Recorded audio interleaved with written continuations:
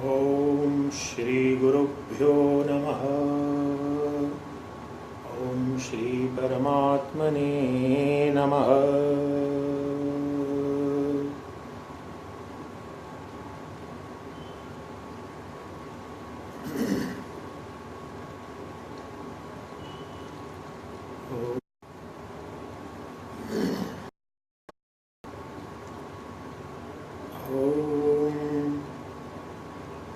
ईश्वरो गुरु आत्मेति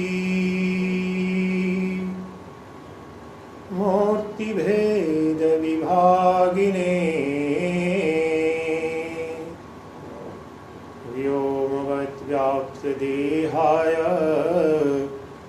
दक्षिणामूर्तये नमः।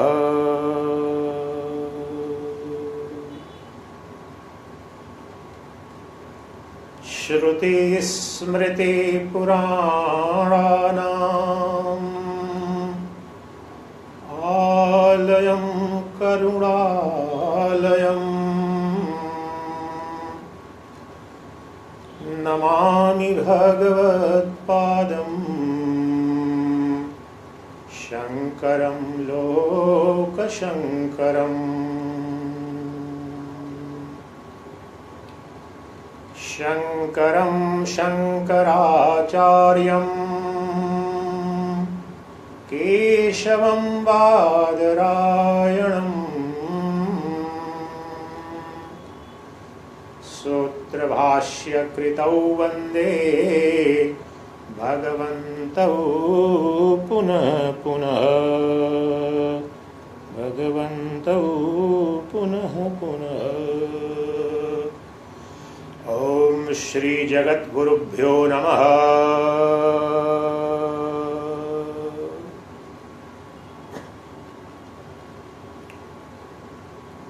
Tomorrow is a great day for the followers of Sanatana Dharma and those belonging to Vedic culture. Tomorrow is one of the most sacred dates in the history of Vedic culture and Sanatana Dharma, because the most shining and luminous entity in flesh and blood who ever appeared on this sacred land of Bharat, none was higher, none was superior than that of Jagatguru Adi Shankaracharya. Tomorrow is the birthday of the great world teacher, world master, revered Adi Shankaracharya. On a personal note also, it's a great occasion for me. I'm a Paramhansa sannyasi belonging to the Shnami sannyasi Sampradaya founded by Jagatguru Adi Shankaracharya. So my millions and billions and trillions of salutations at the lotus feet of Jagatguru Adi Shankaracharya.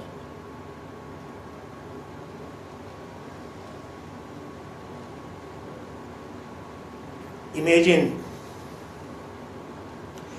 the history of India had Adi Shankaracharya not descended, not appeared on this planet in the 8th century.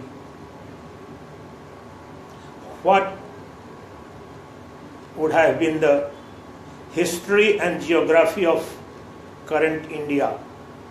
Very difficult to imagine that. Jagatguru Adi Shankaracharya is widely regarded as the savior of Sanatana Dharma protector and custodian of Vedic culture.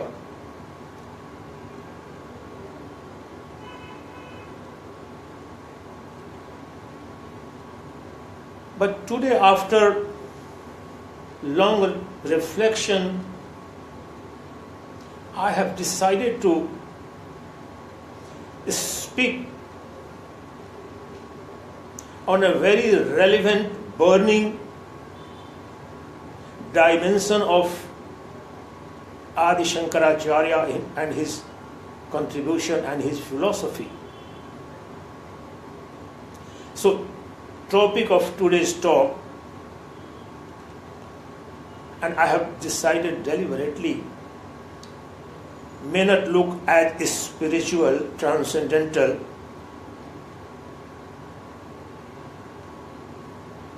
the topic I am going to speak about is non-dual philosophy of Adi Shankaracharya and global peace. Advaita Vedanta of Adi Shankaracharya and global peace. You may wonder what connection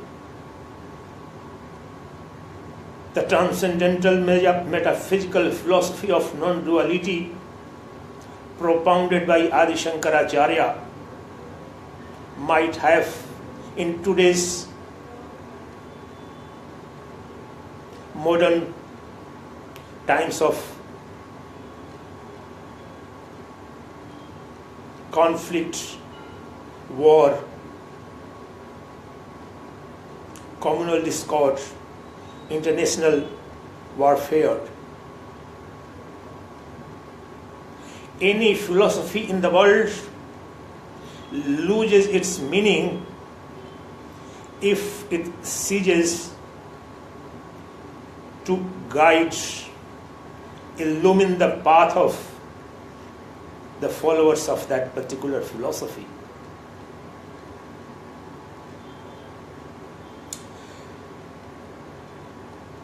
In last 20-30 years, particularly, two major challenges have emerged on the global scale. The mankind is facing two major problems, and they appear to be insurmountable because they are not local or national in nature. The first is the challenge of ecological security, planetary safety. And the second, but much more visible to an average human rational mind, is the challenge of terrorism and warfare among nations. So what? This philosophy of non-duality propounded by Jagatguru Adi Shankaracharya have.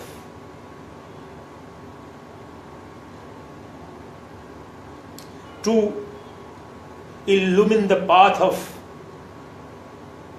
resolution, solution of these two major problems confronting mankind. To understand that, and you would need a little bit of understanding of the philosophy so that you could understand the relevance and role of that philosophy in the current range of problems plaguing mankind as a family. So before I come to explain its relevance, I would have to briefly explain its fundamentals. The world over, it's a very positive development that world over the philosophers and thinkers and intellectuals have begun looking towards the philosophical, spiritual resources which might hold key to resolution of these problems of the global nature, whether it's a climate change, ecological crisis, problem of terrorism,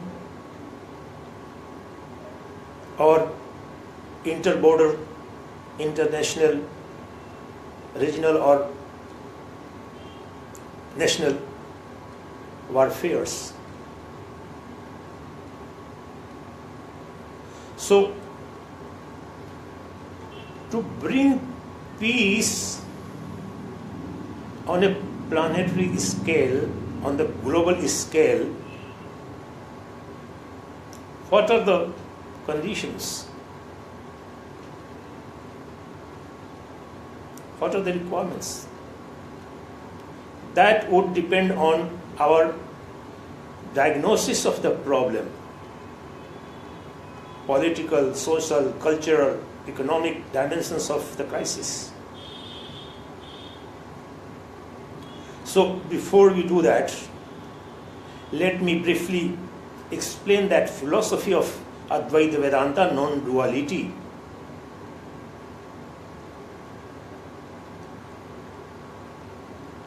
One of the most fundamental principles of Advaita Vedanta is that truth is one, ultimate reality is one. The source, substratum, and substance of this entire visible universe of diversity is one, that is non-dual.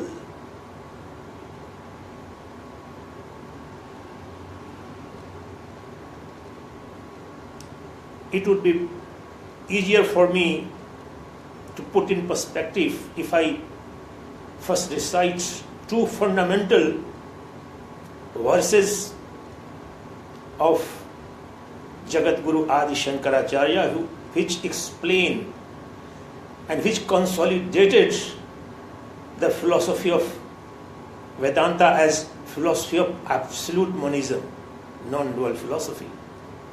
Let me briefly bring these two verses before you.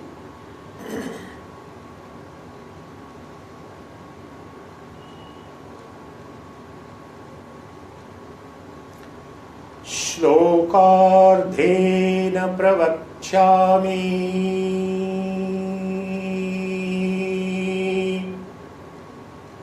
यद्वक्तुं ग्रन्थकोटिभेः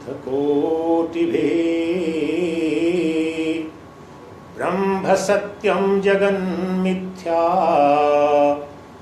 जीवो ब्रह्मैव नापरः।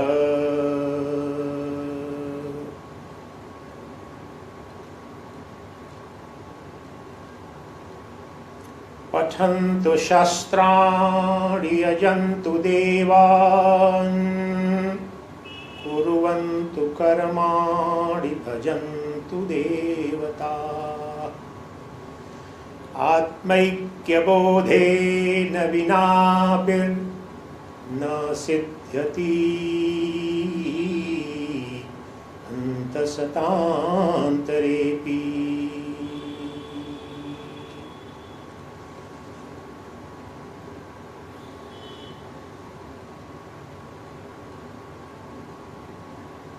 The first verse gives the theoretical, philosophical framework of the ultimate reality, universal truth. And the second is about the process, the means and methods whereby we can realize, attain, imbibe that truth. The first sentence goes like this, in simple English. Whatever truth is sought to be described and explained by millions and millions and millions of scriptures and books, I am going to describe in just half a sentence. Just half a sentence, I am going to declare that truth, and that truth is Brahma Satyam Jagan Mithya Jivo Brahmaivana Paraha. The Brahman, the Supreme Self, is the only truth.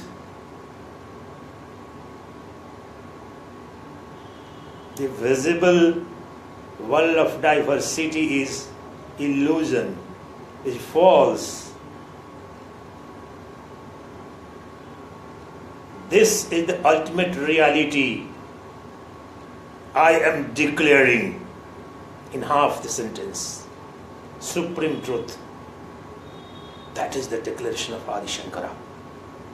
It is very difficult to find in the entire annals of human history such a bold statement. So,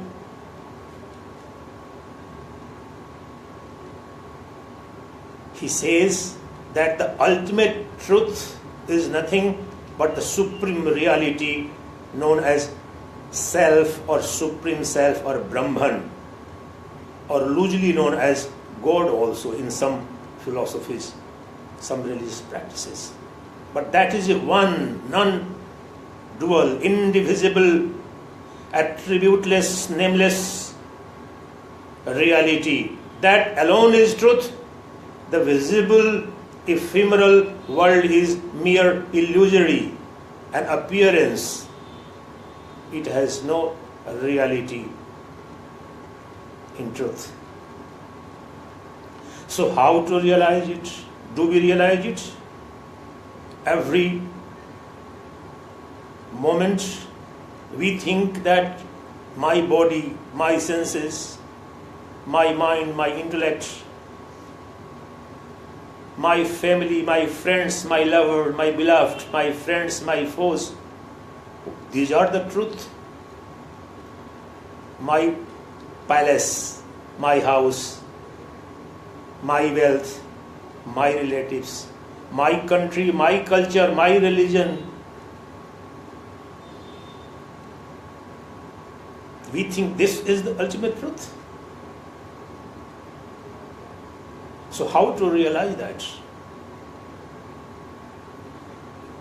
Those who don't understand philosophy, and I find ridiculous, at least in India, very educated people, professors, they make fun. Oh, Shankara says, Brahma Satyam Jagan Mithya.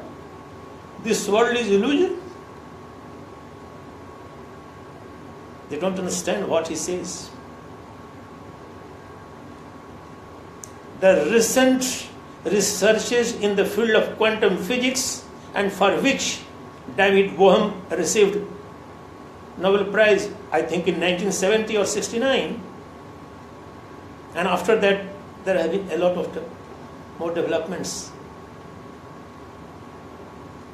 They almost confirm the same reality what Upanishads had, and the sages and seers of Upanishad had declared thousands of years ago, and what Adi Shankara consolidated, systematized, and presented very powerfully as a systematic philosophy of Advaita Vedanta. Now, the quantum mechanics, quantum physicists are confirming by and large that this entire material world and the world of matter is nothing but formless energy that is indivisible. The truth is not subject neutral.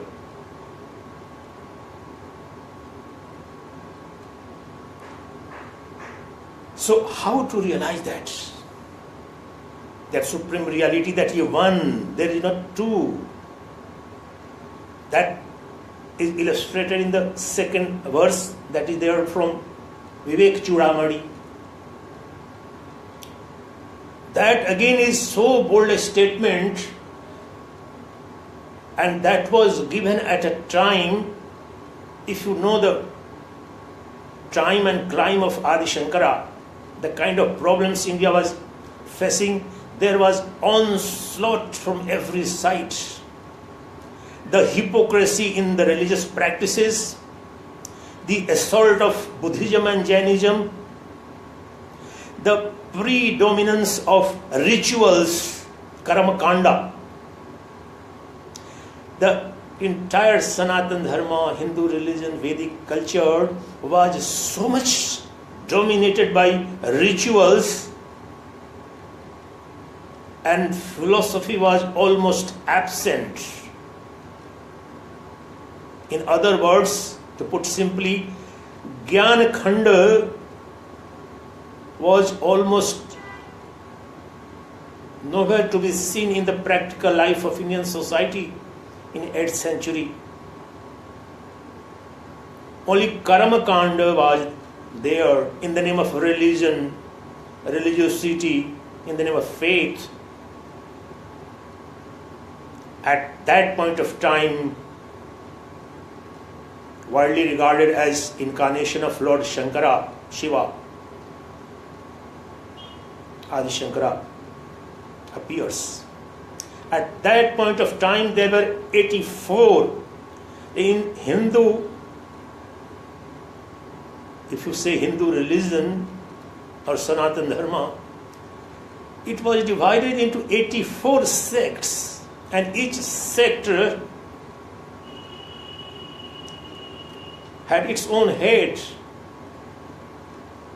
and all of them were predominantly commanded and controlled and dominated by rituals. It was a pathetic state of India at that point of time. And of course there was assault of Buddhism, Jainism, and the decay from within, where the most sublime dimension of Indian philosophy and metaphysics was nowhere in day-to-day life. I dare say now, even in this century, I find personally, after close scrutiny and examination of the state of religiosity and religious practices in this country after becoming a sannyasi, the same morass and the past has returned back again. Rituals, superficial practices in the name of religion, they are necessary, they are good, they are relevant for some people, but they cannot dominate. They are not the quintessence of Indian culture. They are not the supreme guiding principles of Indian culture which made it world Vishwaguru and great power in history. So that was the background against which Adi Shankara appeared, and he began to challenge. First he realized, I am not going in his biography and details, most of you must be knowing it. By the age of 8, at the age of 8, he leaves his home, the birthplace in Ernakulam, current Ernakulam district of Kerala. He was born here in a Nambudiri Brahmin family. He takes the permission, and you must have heard that story about that permission from the mother. So he starts his journey towards a suitable, most appropriate guru, the master of non-duality, Advaita Vedanta, and he had heard that at that point of time, Acharya Govinda Pad was the only true master of Advaita Vedanta, whose ashram was located somewhere near Omkareshwar, on the banks of Narmada in Madhya Pradesh. He walks on foot, that 8-year-old child. He comes and in the cave, Acharya Govindpal was in trance, in meditation. He comes. When he asks, child, who are you? That 8-year-old child, his reply to that question is unparalleled in the history of mankind. Forget about India. Nowhere in the history of mankind from any person in flesh and blood would utter those things. In mythology you would find those kind of magical things, but it's a real history, not mythology, not a story. When he asks, my child, who are you? Then he recites Nirvana Shatakam. It's so dear to me personally. Chidananda Rupaha Shivoham Shivoham. I will just recite one of that. He introduces himself at the age of 8. Manobodhya hankar chita ninaham nacha shrotra jihave nacha grana netre nacha vyoma bhumir tejo navayo Chidananda Rupaha Shivoham Shivoham Chidananda Rupaha Shivoham Shivoham Chidananda Rupaha Shivoham Shivoham.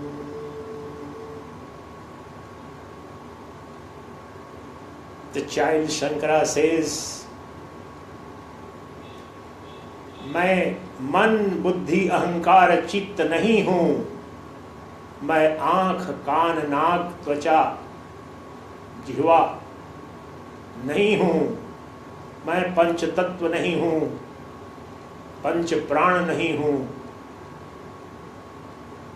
सप्त धातुर नहीं हूँ, मैं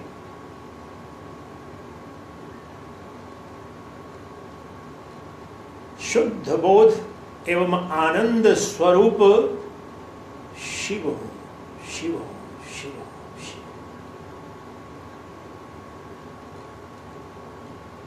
चिदानंद रूप शिव हूँ, शिव। मैं वह परम तत्व हूँ। I am that supreme reality. I am not this body.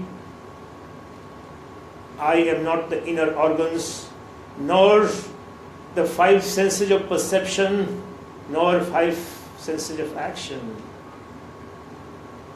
None of the biochemicals, none of the breaths I am. I am not the 5 fundamental elements. I am of the nature of blissful consciousness, eternal Shiva. The supreme reality of the nature of blissful consciousness, I am. I am supreme reality. I am Shiva. I am non-dual supreme reality of the nature of pure intelligence, eternal bliss, I am.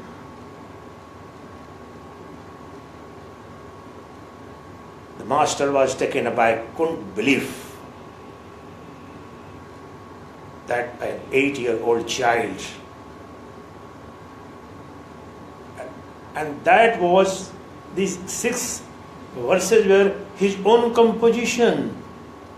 At that point of time, he had such mastery. In the local Gurukul somewhere in Arunachalam, where he had gone for study, and whatever course was prescribed there for study for 20 years, he had completed in 2 years, and he returned back at home at the age of 6 or 7. So he had studied by then itself the Upanishads, etc. So then very happily Acharya Govind Pad accepts him as his disciple, instructs him, and after very few years he is declared as Acharya. He starts teaching there in that ashram. At the age of 16 years, he wrote the Sharirak Bhashya, Brahma Sutra. Even today, best of the philosophers, university philosophers of Vedanta start sweating when they have to study Brahma Sutra. Most abstruse philosophy, and whose commentary Adi Shankara managed to write at the age of 16. Today that commentary is the most popular one because it formally establishes, consolidates the non-dual nature of reality, truth. In fact, those 500 verses containing Brahma Sutra were composed by Badarayan, popularly known as Veda Vyasa,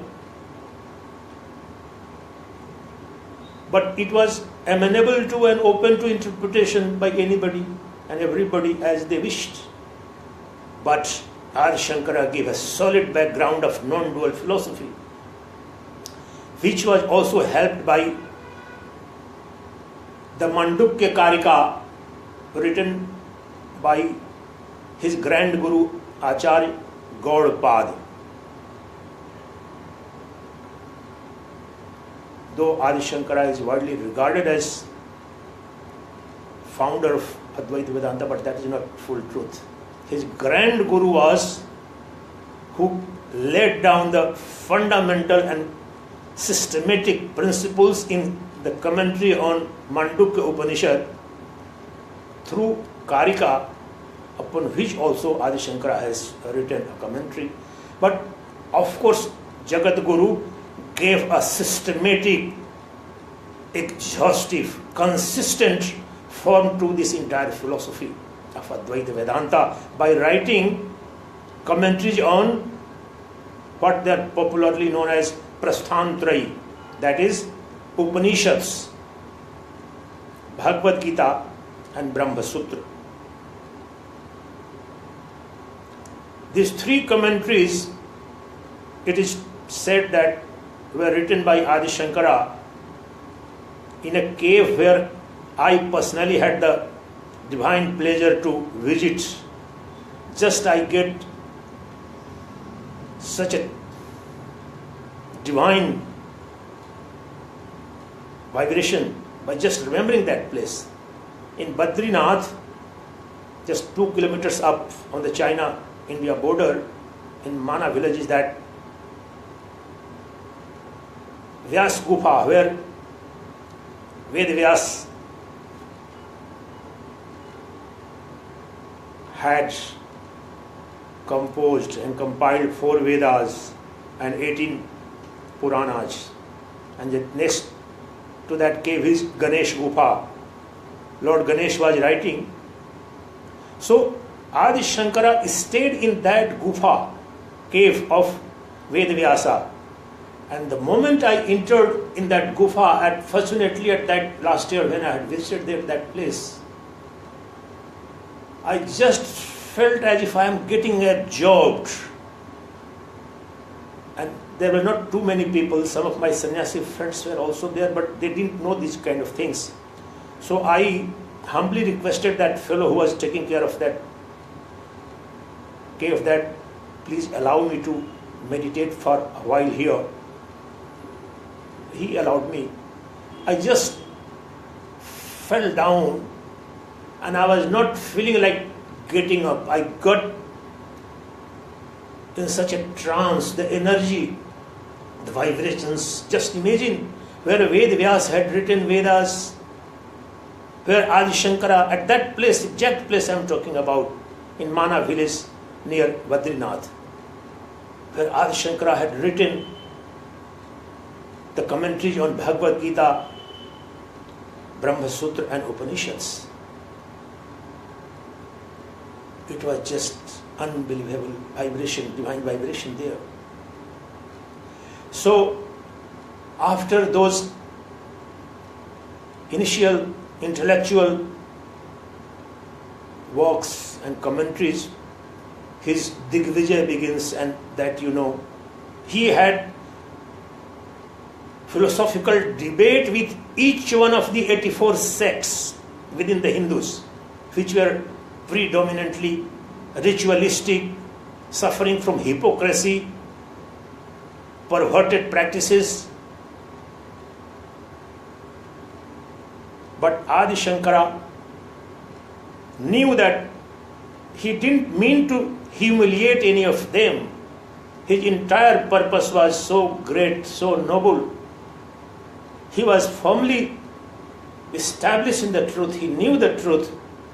So he would invite them for debate, and in a very humble way, he would debate with them, and with not the lung power, but the force of truth, he will end up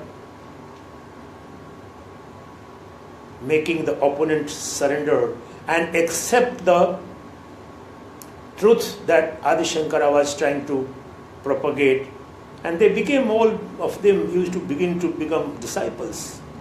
The first 4 disciples of Adi Shankara, one of them most of you must have heard about, the final debate with Mandan Mishra of Mithilanchala.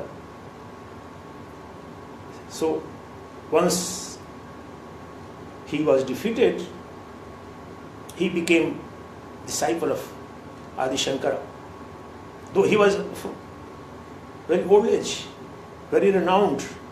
He was the president at that point of time of original Kashi Vidyat Parishad. Mimanshak, he was the greatest Mimanshak and Mimanshak scholar, Mandan Mishra.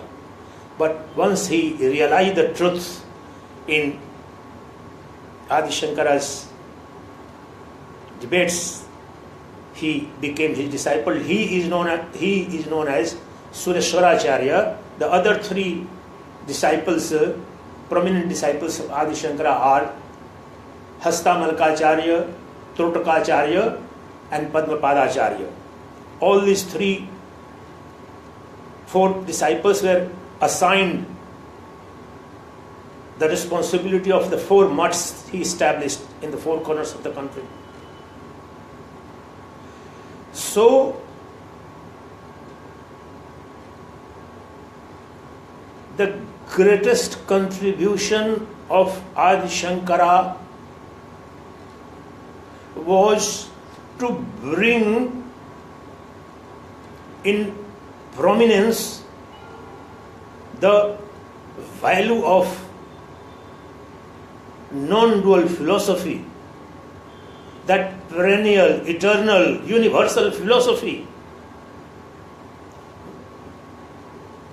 Advaita Vedanta is not a philosophy for any particular faith or religion or time and climb. It's a universal philosophy. It doesn't address to any particular community. It doesn't ask for any belief or anything. No, nothing. It's a pure science.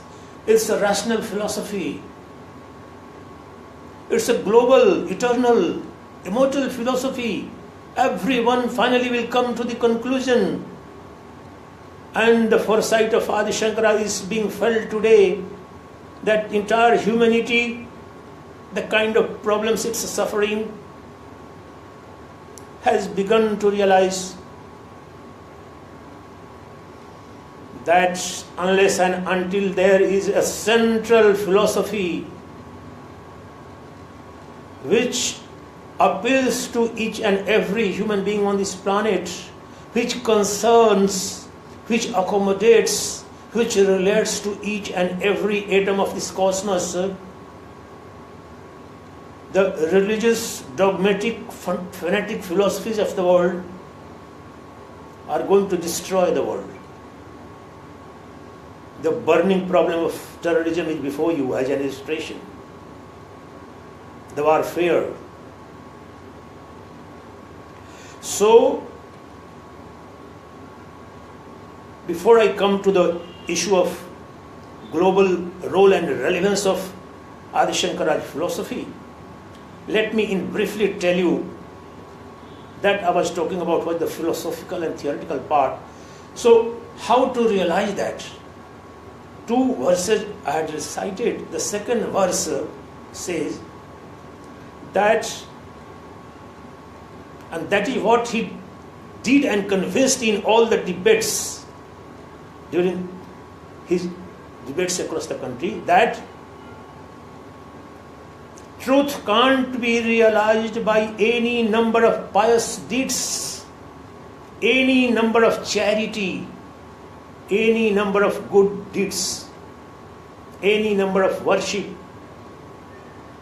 He literally says, you continue to study millions and millions of scriptures for billions and billions of incarnations and ages.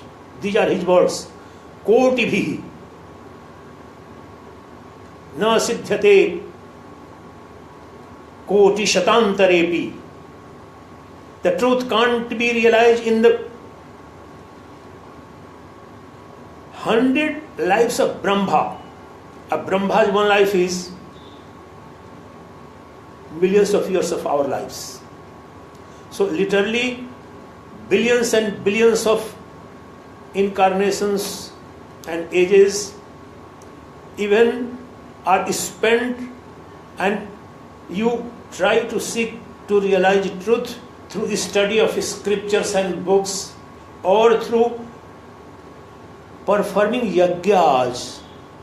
Yagya was the predominant mode of worship during the time of Adi Shankara. All the 84 sects of Hindus were always busy in performing one or the other yagya. That was the Mimamshak's job, the rituals. He says, keep performing these yagyas for billions and billions of years. Keep worshipping all the deities and gods for millions and billions of years. These are not going to lead you to the realization of truth. The unity between the individual self and the Supreme Self is not going to be realized by any of these. The unity and identity between the individual self and the Supreme Self can be realized only and only by knowledge and realization that Brahma Satyam Jagan Mithya Jivo Brahmaiva Napara. That Brahman, the Supreme Self alone, is the supreme reality, non-dual reality, source, substratum and substance of the entire universe, and this entire visible universe is illusory. That could be realized only through knowledge, identity between the individual self and Supreme Self. After the realization of that truth, there is no duality. Here is the catch for world role and relevance of non-duality and Adi Shankara. If I, as pure consciousness, self-effulgent, self-illumined, self, and self, one self as the self of all, am the only reality, then who I am going to fight with? There is none. I dare to speak about this subject because I am a Paramhansa sannyasi, and before that, even for 20 years almost, I have been trying to do deep study of that philosophy in the context of the modern problems.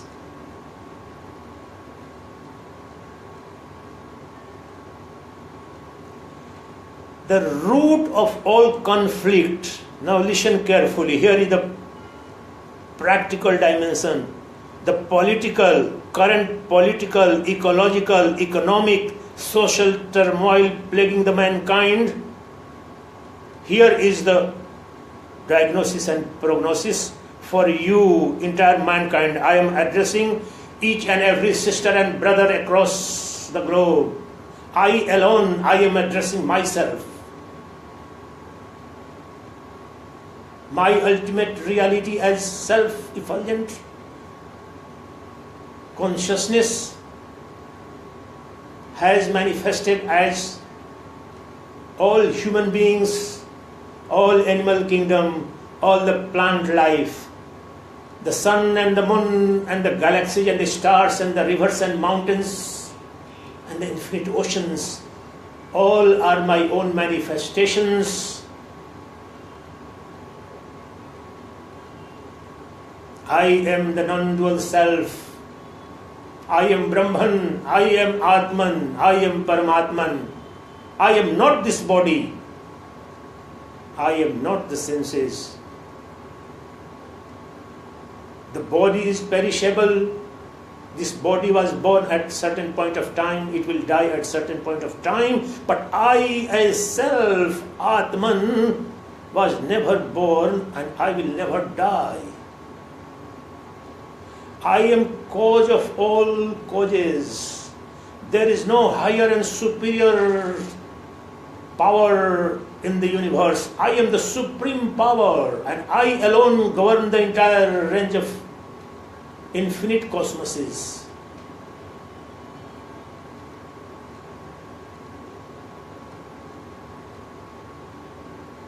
For this realization alone, this Dashanami Sannyas Sampradaya of Adi Shankara was started. And these 4 mutts were supposed to be the center of this truth. That truth is one of the nature of pure consciousness, but the same truth has manifested as varied, diverse universe. For propagation, for preaching and implementation of this great philosophy, Adi Shankara set up 4 mutts. And Dashanami Sannyas, most of the sannyasis of today in India belong to that, but it's so sad to tell before you, now I can say, I find hardly even 1% of those sannyasi believe in or practice in non-duality and Advaita Vedanta. They have resorted back to, and they all have been initiated in that. They are not Vaishnava or Shaiva. I could have imagined. All the Dashanami Sampradaya sannyasis belong to Adi Shankara order. Adi Shankara founded this system of sannyasa, are supposed to preach, propagate and practice nothing but Advaita Vedanta, but go and find out how many of them are studying, preaching or practicing Vedanta. Again they have fallen back to same morass that Adi Shankara has taken out this country 1200 years ago. Because they don't get money, donation, name, fame by Advaita Vedanta.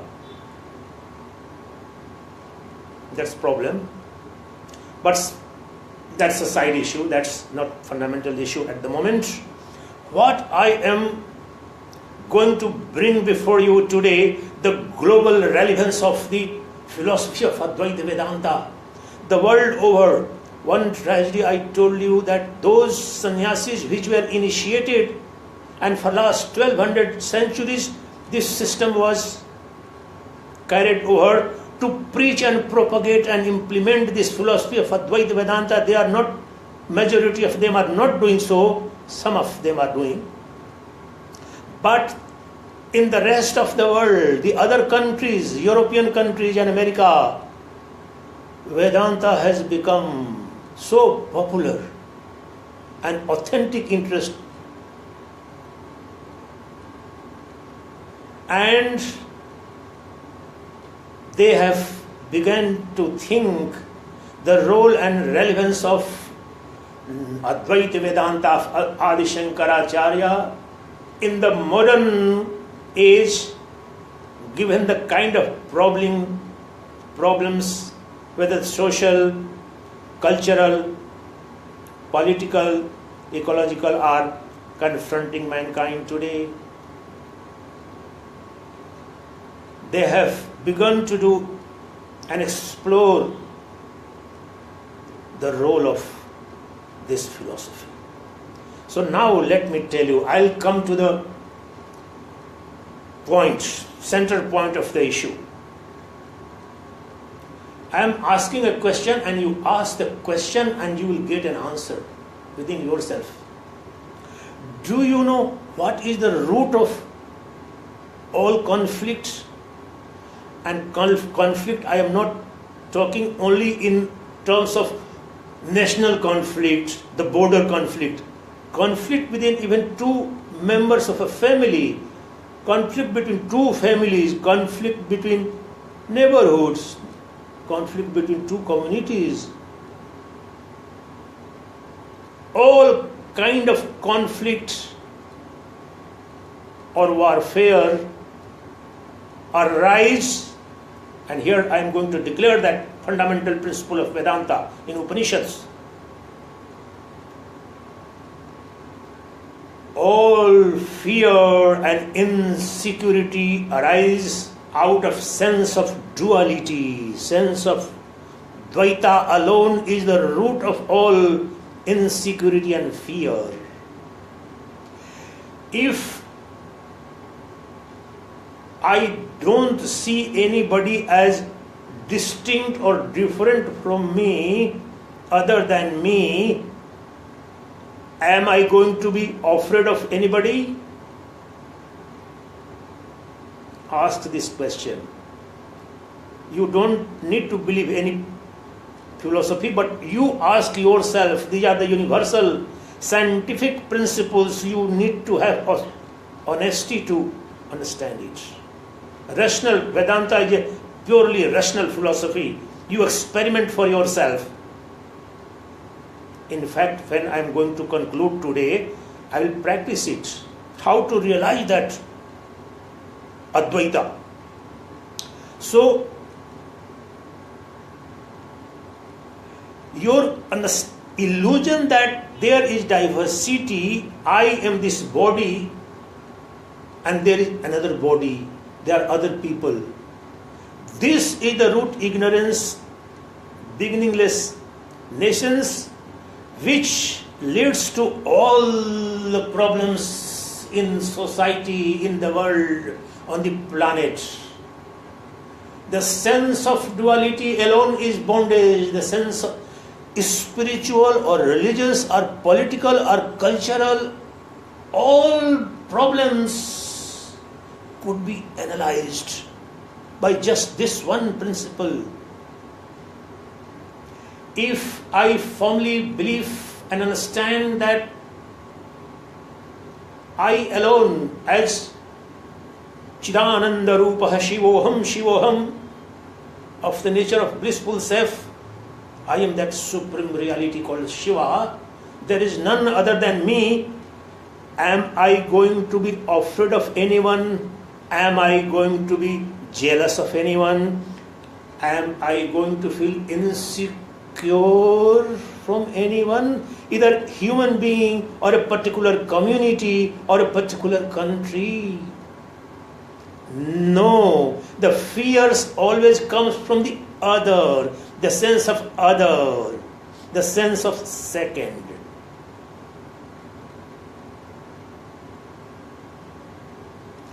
All fear, all insecurity, all conflict, all warfare, all jealousy presuppose the sense of otherness, the sense of duality of the existence.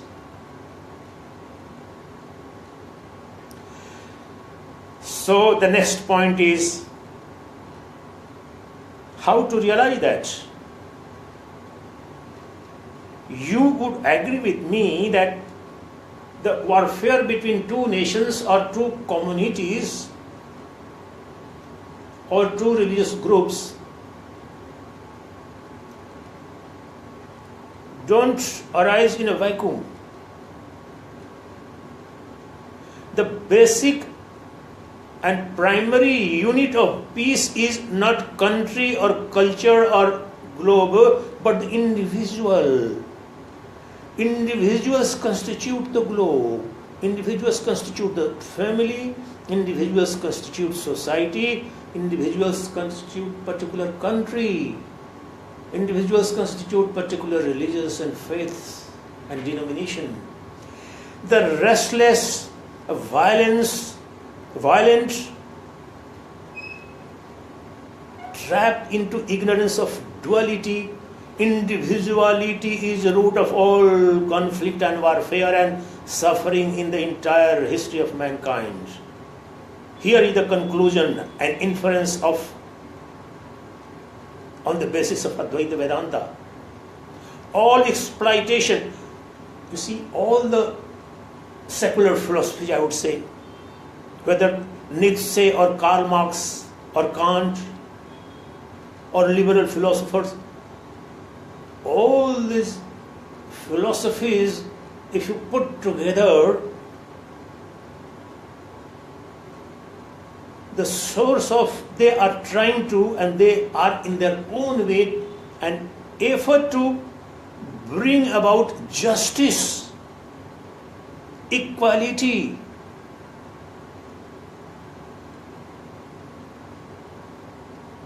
among the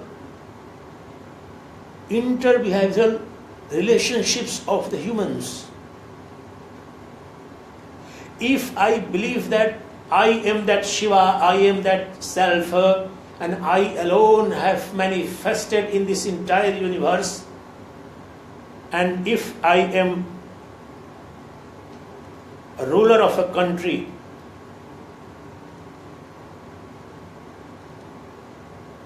earlier they used to be kings, today they are elected representatives in the democratic process, but that doesn't make any difference. If I am in a position of control and command and influence, either as a president or prime minister or a CEO of a transnational corporations, you people would know better than me, the CEOs and heads of many of transnational corporations are much more powerful than prime ministers and presidents of many small countries. So I am talking about anyone who is very influential in material sense, either through the might of the wealth or through the political power or through military power, whatever.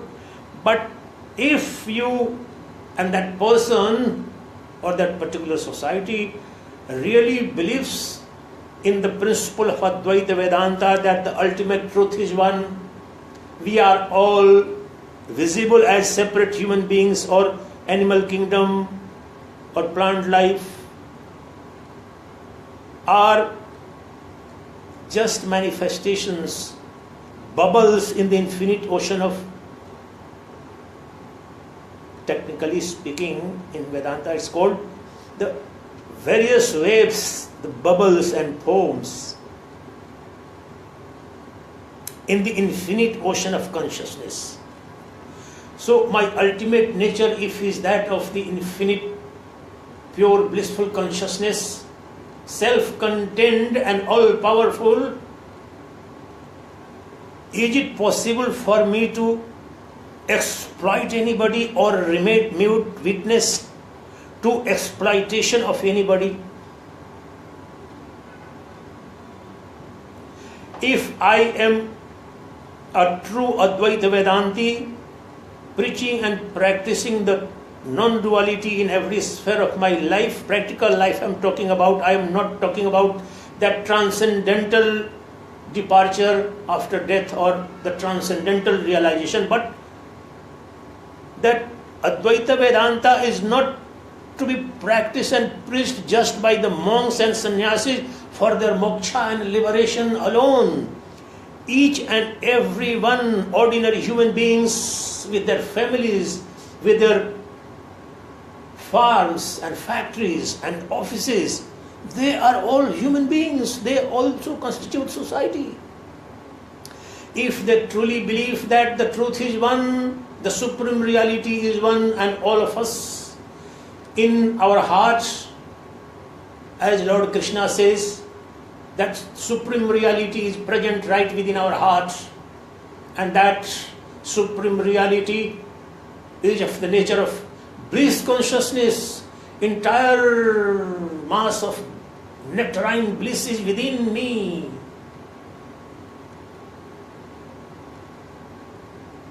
The infinite ocean of ambrosial love is within me.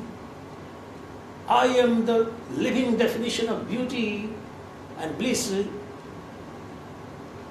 Then am I going to run after, beg before anybody, or exploit anybody, or do injustice to anybody? Impossible. That is the definition of Suraj and Ramarajya. What my grand Guru, Param Pujyapad Karpatri Ji Maharaj was trying to propagate by, he founded Ramarajya Parishad. It was not a mythological concept. In Ramarajya, that principle governing the lives of human beings is that of the fundamental principles of non-duality, fundamental principles governing the Advaita Vedanta philosophy of Adi Shankaracharya, where truth is one and it manifests and appears as varied and diverse. Therefore, it would become impossible to do injustice to anybody. It would become impossible for hate myself. Do you hate yourself? Ask this question. Some temporary particular act of yours might be, in your own opinion, not acceptable to you, and then temporarily you say that I hate myself at this particular act. But even that statement proves that you love yourself, the self within. So similarly, no one hates himself or herself because you have identified your horizon of reality with this body and individual personality, so you love yourself. But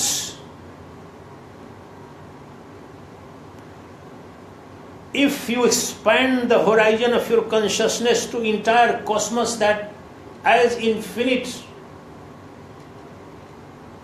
blissful consciousness and pure awareness, an infinite energy field of awareness alone I am, and that is my ultimate reality, that is my true nature, Brahma Satyam Jagan Mithya, then it becomes impossible for me, in talking technical modern computer language, I become disabled. The button disabled is pressed, and therefore I would not be in a position to hate anybody, exploit anybody, humiliate anybody, or allow injustice to be meted with anybody where I am present. Because I alone am present in that family or friend of mine. Take for example, do you allow and would you tolerate if somebody attacks your children or somebody attacks your parents? You don't, you fight out. Because you have expanded the horizon of your identity to your family also. If you have not expanded, then you fight with your family. Husband is fighting with the wife, wife is fighting with the husband, children are fighting with their parents, parents are fighting with the children. This is all the function of the horizon of consciousness. The narrower the horizon of consciousness, the more nasty a human being and your behavior is going to be. And the broader the horizon of your consciousness about the identity of self, the greater a human being, nobler a human being you are going to become. That becomes possible only by actual practice of Advaita Vedanta in day-to-day life. Whatever pursuit of and profession you are professing or seeking or practicing, doesn't matter whether you are a teacher or a bureaucrat or a police officer or a farmer or intellectual, it doesn't matter, or a businessman. Do whatever you do, but think deeply, think deeply that this body is not your supreme reality. This body is such an temporary appearance. You have been born and you are going to die after some time. Is there something eternal and immortal within myself? Yes. And that eternal and immortal self of the nature of consciousness and bliss that is illumining, I am speaking through what? And you sitting there are listening through what? That which enables me to speak, and speak what? And think what? That reality is self. That supreme reality is called pure consciousness, pure awareness. Right now, right here, it's impossible for me to utter a single word without being illumined by that self which is there in every single cell of my body. Aho nuchitra mayayam tat vishwa vimohini sarvanga prodhamapyatma yayatman pashyati. In Yoga Vasishta Maharamayan, Valmiki, Guru Vasishta says to Rama, this Maya, it's such a strange power of the illusory Maya that the truth, the eternal truth, the Almighty Self is present in each and every single cell of your body from top to bottom. Yet, you don't see it because of the welling and projecting power of Maya, illusion. So, I hate somebody or I treat someone as the other only because of illusion. If I realize my own true nature, the self-effulgent reality within me which is illumining my every single word, every single thought, every single act of mine is being illumined, enabled and facilitated by none other than self, which is eternal, immortal, almighty, omnipotent, omnipresent and omniscient reality. And that reality of mind by nature is infinite bliss. No bliss, no love, no beauty exists beyond that bliss nature of mine, and I do all kind of injustice, all exploitation, all hatred, all warfares are inflicted, all crimes are committed, all murders are committed in one or the other way, just for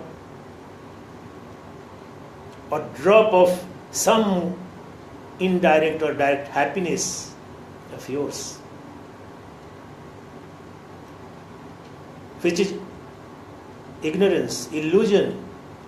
There is no way you can kill anybody else, because the anybody else you are thinking doesn't exist. You alone exist in the entire cosmos. If you exploit somebody else, you are exploiting yourself. If you hate anybody, you are hating yourself in reality.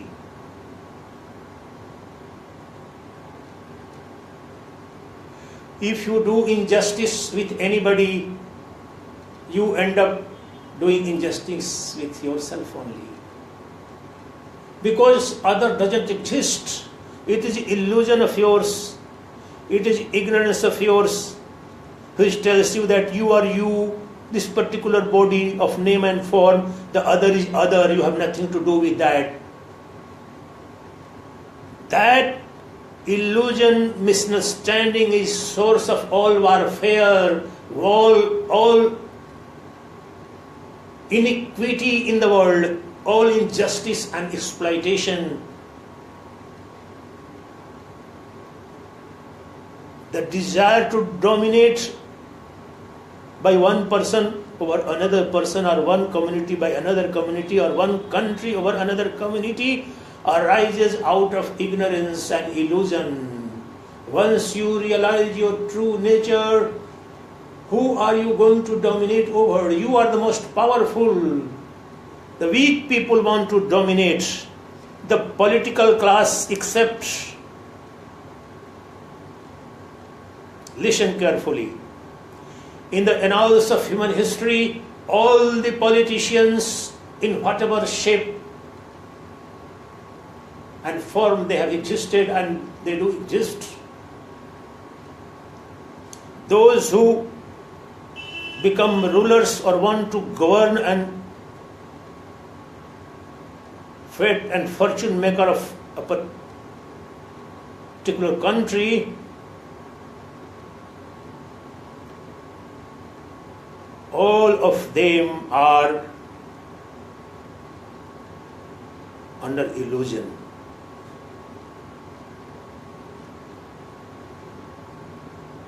It's another matter when there were some, not only some, there used to be many rulers, great kings and emperors, benevolent emperors, what Aristotle calls philosopher kings, the concept in Greek philosophy. If you are a student of political science, if you have studied Plato and Aristotle, the same concept here also. Great kings who used to understand their true nature, so they were kings because they were hereditary kingship, so they will continue to rule, but they didn't play the game of ego. The current democratic political dispensation, without exception, is nothing but naked and brute manifestation and display of ego.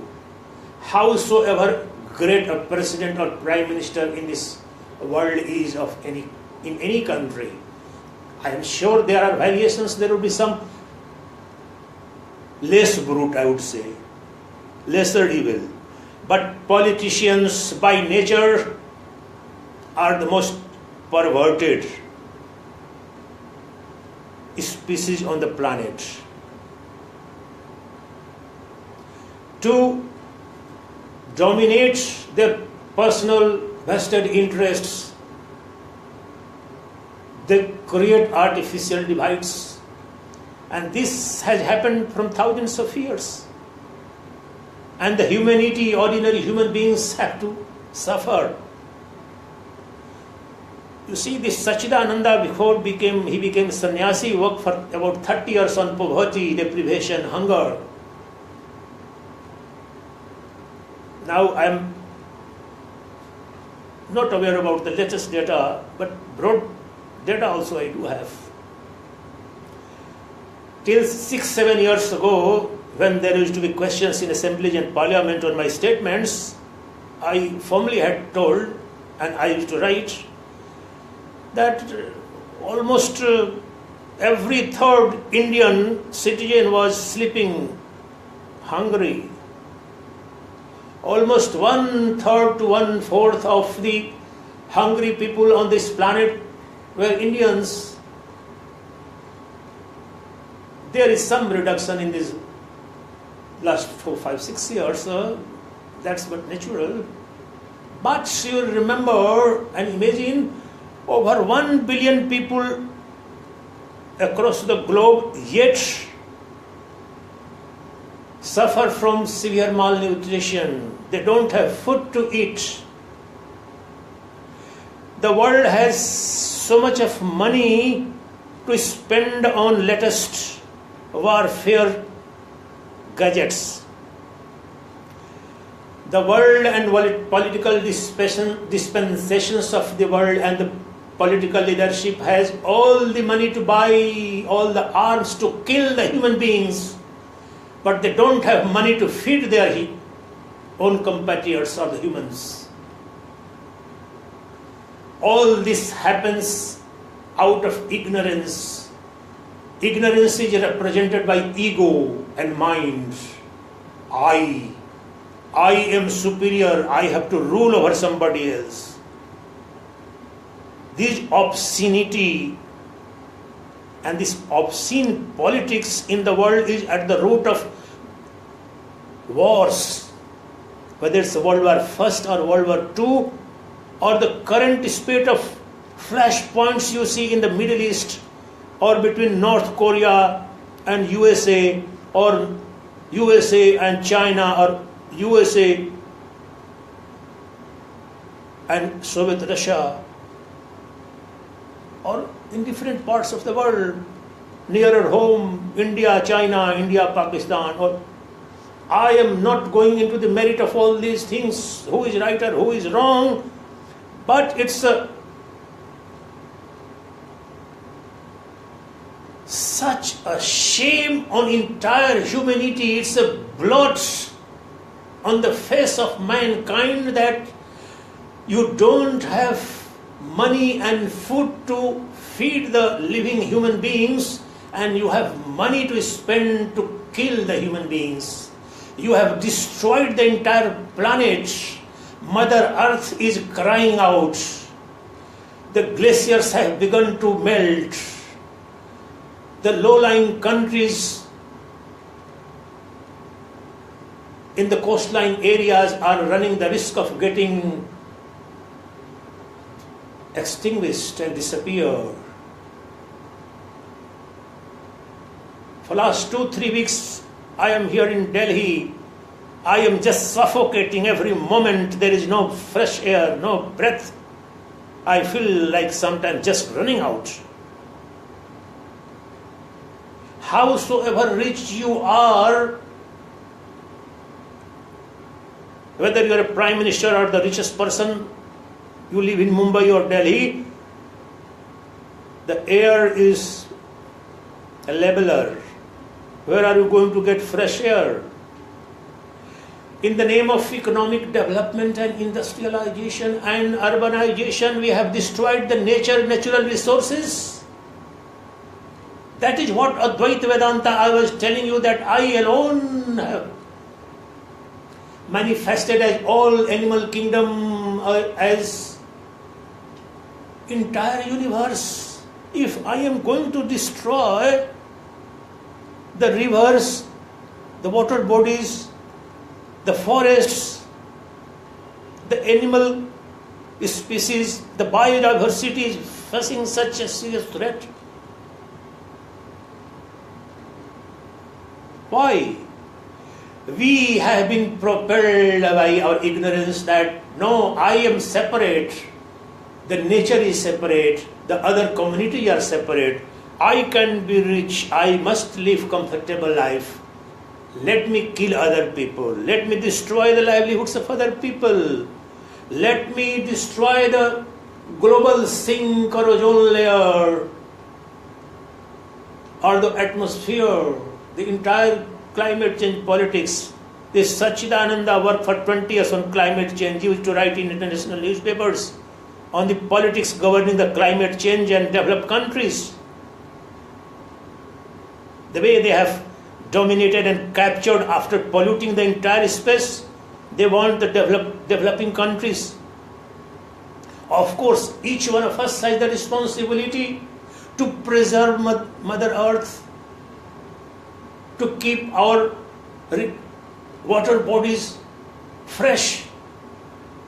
But those who are responsible, who have been selling the idea of economic growth and prosperity,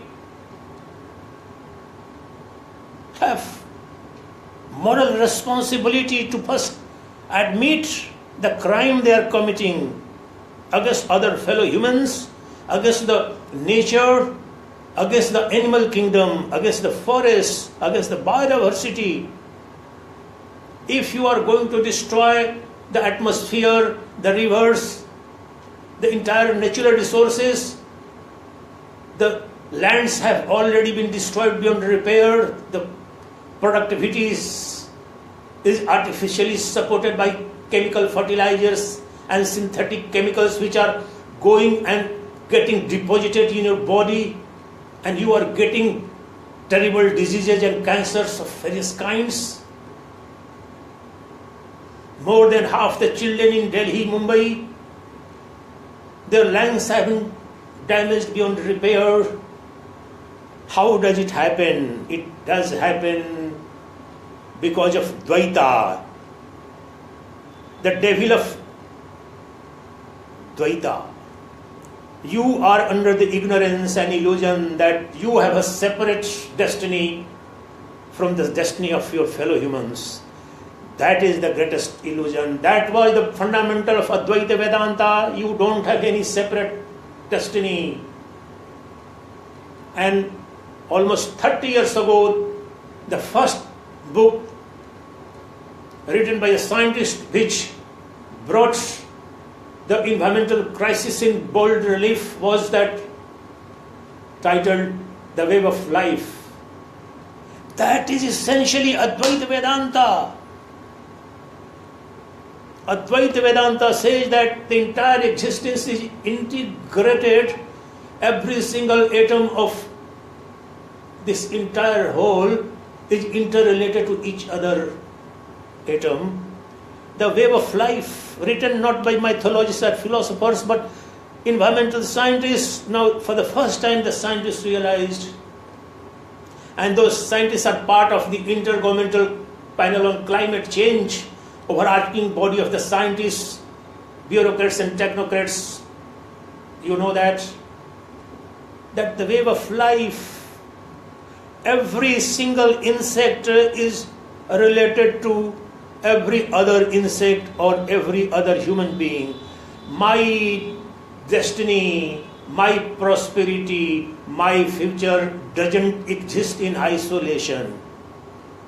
That is what Advaita Vedanta said. Now, once the crisis has come, the environmental crisis confronting the mankind can become an opportunity to transform the fundamental values governing human behavior.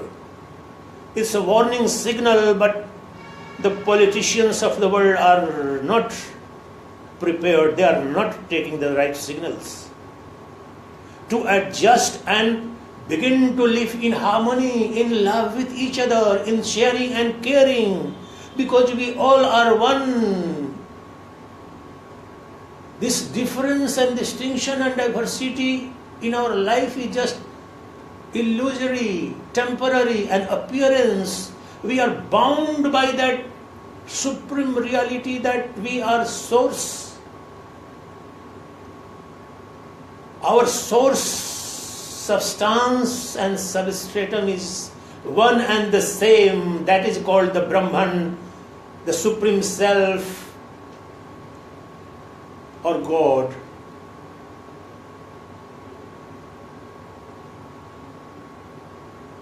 So, Advaita Vedanta of Adi Shankaracharya is the philosophy if the world, and it is for the entire humanity. It is not addressed to anybody else. It's a science, it's a universal philosophy, it's a rational philosophy. You don't have to accept what I am saying. Adi Shankara says, and the entire Upanishad say, you experiment for yourself. Don't believe me.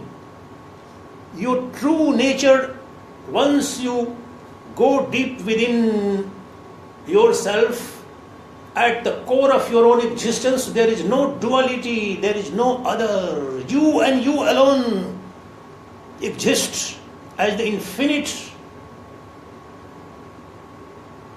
and pure awareness, energy filled, which is intrinsically blissful.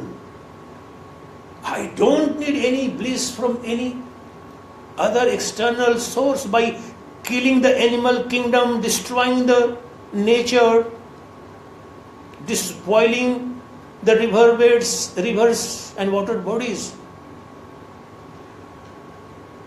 The fundamental values governing our lives have a lot to do with the kind of crisis we are facing, whether the problem of terrorism, the problem of warfare, the obscene amount of national budgets today across the world being spent on procuring armaments, on maintaining armies to kill each other. Why the hell you need these armies? What is better in you other than these brute animals, you either tiger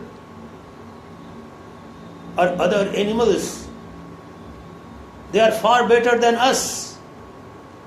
They kill others or attack others for their own survival, but the humans are killing just for fun. When Rome was burning, Nero was enjoying. Nero allowed the burning of the entire city for the fun. That's what we are doing. Don't play with the lives of others, because you end up playing with your own life. There is no other. Once you are hating others, you are hating yourself. Once you exploit others, there is no way you can end up not exploiting yourself. That is what is happening with us. Why we are so miserable? Why we are suffering from hypertension, all sorts of diseases, ever increasing diseases. Even if you are earning huge amount of salary, you are so depressed, so sad on your face, always suffering from host of diseases. What is the meaning of life? It's hell. It's a living hell that an average human being is living, but there is the heaven within yourself. You create that heaven. Each one of us have to take the responsibility to explore the heaven within. Once you explore the heaven within, what Jesus Christ calls the kingdom of God, and what Vedanta calls and Adi Shankara calls the empire of self, they are exactly the same truth they are indicating towards. The words are different. Explore that truth, that empire of self and the kingdom of God within yourself, and that would be possible once you begin to realize that there is no other. Why Jesus Christ is repeatedly saying, love, love all. Love is the most predominant value that Jesus Christ is teaching. What is the meaning of that? That is exactly the same meaning what Adi Shankara is saying And what Upanishads are saying, we are one. Can you hate yourself? Do you hate your children? Even if your children are doing some wrong things, you are so attached to your children, your wife, your husband, so near and dear ones. That is the problem.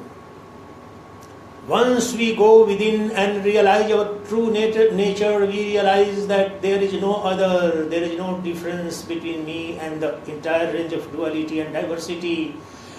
Every single grass and every single speck of grass on this planet, every single leaf on every single tree on this planet, every insect, every species in the animal kingdom, every human being, the soul, the sun and the moon and the star and the galaxies, every single atom in every single water body, it's me and me alone which has manifested. I alone have manifested. How can I kill or injure or harm or humiliate myself? But the current state of mind is that of ignorance. We are under illusion and ignorance that this body is our true reality, that this finite mortal body is our ultimate truth. That is the illusion under which, and that is the darkness and ignorance which is the root of all the misery even in this physical world, whether the social problems, political conflicts, the poverty, deprivation, lack of health care, lack of sanitation for the majority of poor communities in the world. It's all due to lack of sensitivity caused by our ignorance about our true nature. So, on the eve of the birthday of revered Jagatguru Adi Shankaracharya, and I have been deeply reflecting for years and years as to what is the message of Advaita Vedanta for an average human being, even if he or she is not a spiritual person.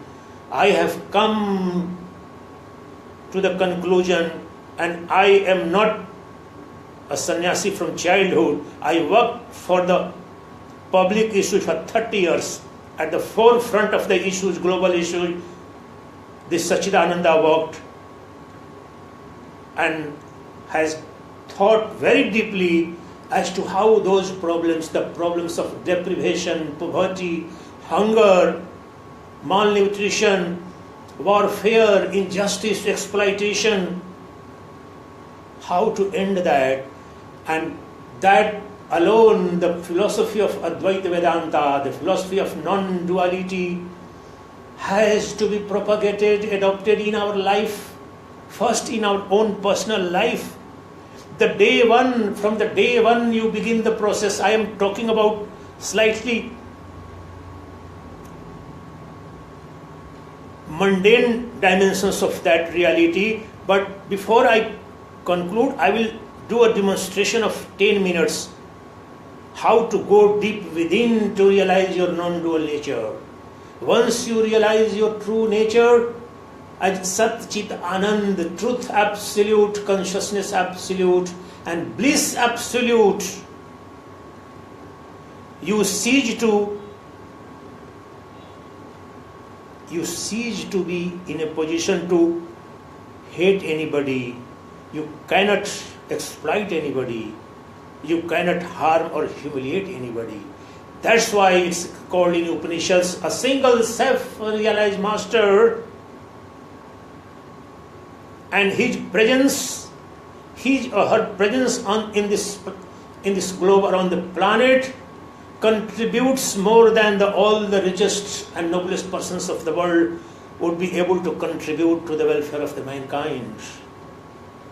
Therefore, the solution to all the problems of even the material world lie within, not without, within ourselves. Each one of us, you keep practicing whatever faith or religion you are practicing. I have nothing to do. Vedanta doesn't have anything to do.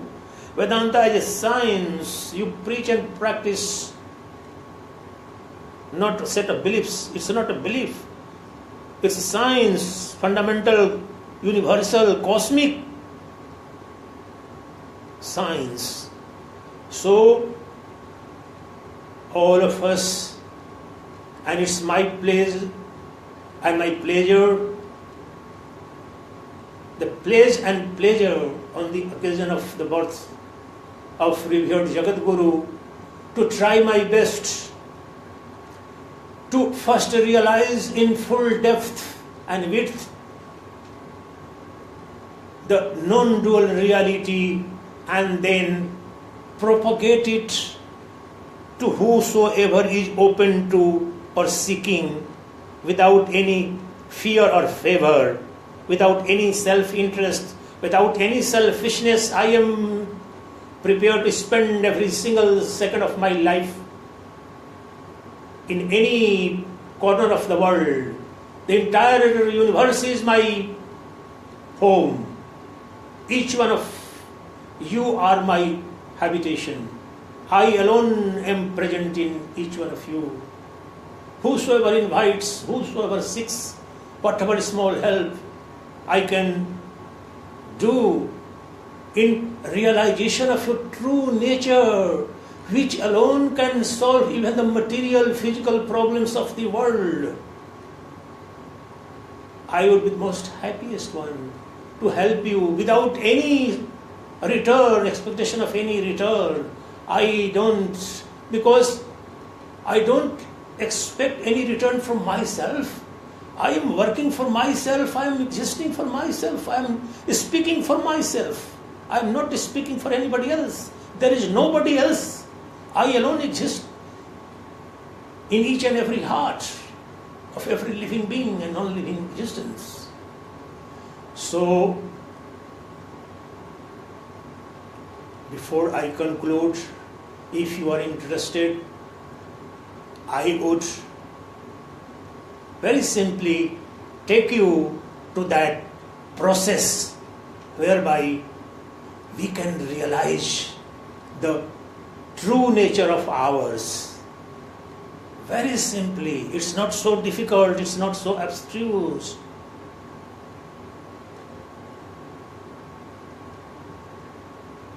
Given the willpower and honesty, we can do it right now, right here. So, I will do that, and I would request you, if you feel that you should, you could also join me and do that. In my previous lectures, I have already explained that the current problem of our ignorance and ignorance-driven behavior and life is the problem, and that ignorance that I am the body, I am this finite body, and that is my identity, that is the root ignorance. This has to be dispelled. This can be dispelled. I am not going to give detailed lecture on this, but I have given earlier, and in future I will give that in detail. But suffice it today that to dispel that darkness and ignorance of illusory diversity in the external world, let's go deep within ourselves and close your eyes and just try to dissociate yourself from the entire external world of visible duality, the gross world, the physical and material world of duality that so far you have identified as real, including your own body, this entire visible universe, the gross universe, and the gross body of yours and mine. These are all that we think that our true nature. This is the root problem. So what's the solution? That's what I am heading towards. Let's explore. Don't believe my words. Let's explore for ourselves. The science, tools and techniques of self-exploration and self-realization given by Jagatguru Adi Shankara. The text is called Aparokshanubhuti. Direct, personal, immediate experience of the self. Listen the words carefully. What a revolutionary sentence. What the terms, the words itself. Aparokshanubhuti, direct experience of the self. You for yourself realize the true nature of yours, that is the self within. How do you do that? I will do symbolically just one specific Vedantic meditation practice given by none other than Adi Shankaracharya in Aparokshanubhuti. Popularly it's known as Vedantic meditation. It's a fundamentally different from other meditation practices. Very, very fundamental differences from the other practices of meditation. Let me practice that. Let me tell you. Close your eyes and begin to take breath slowly. Breathe in with an idea that the breathe in should be slow and long. It is not a pranayam, just be careful. To those who don't know, they would think that, oh, it's a pranayam, it's not breathing exercise. That is the difference between Adi Shankara and others. It's amazing practice. It would appear as pranayam, but it's a profound meditation technique. In fact, you can do it round the clock. It is not something to be done for half an hour or 1 hour. You can keep doing whatever job you are doing. It can be done in every moment of your life. That is the fundamental difference. That is why the self-realized masters don't bother to do anything else. Think deeply, and since you are a beginner, I am saying that take a little longer and deeper breath, and when you are taking the breath, feel that mental act. Feel that you are that Soham. The mantra for that breathing is Soham. I am that supreme reality. Soham, Soham. After the breathing, you just hold there. That is called Kumbhaka in yoga treatises. There you, not only the breath is to be made steady, but the mind has to think there in the same idea. I am that. I am that self-effulgent self, pure awareness. I am that. Soham, Soham. And then start excelling with the idea that I am not this body. I am not this body. I am not this body. Expel very forcefully this idea. This idea has to be expelled. This exhalation of the breath is just symbol. The thing that has to be expelled through exhalation is the wrong belief that I am body. Name deham. Name deham. Name deham. I am not body. I am not body. Exhale it, and after exhaling it, then external kumbhak holding. There also again is by steady and feel Soham, Soham, Soham. Just practice this for few minutes. In future, I am thinking of starting a systematic series on this profound meditation for self-realization. So I will give detailed instructions, but today let's do this for 5 minutes as a token of our love and respect to Adi Shankara on the eve of his birth anniversary, the revered Guru, the world teacher. Let's practice that Nidhi Dhyasana, profound meditation. So, it should be silent, it should be silent.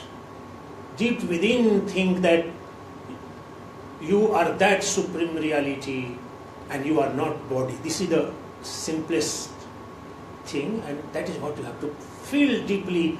You are that immortal, eternal self, supreme reality, non-dual reality. You are not this body, you are not this body. Think deeply within for 5 minutes.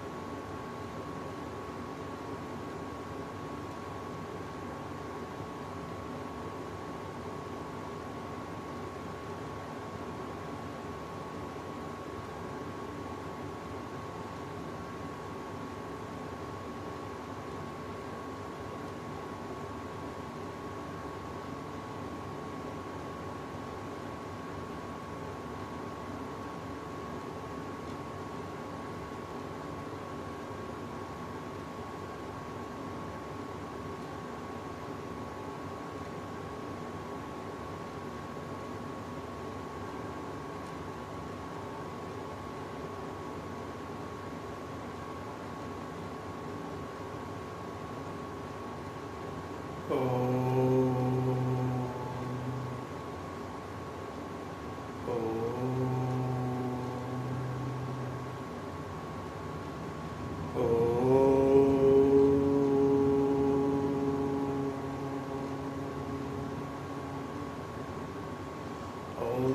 जगद्गुरुभ्यो नमः। ओम श्री परमात्मने नमः।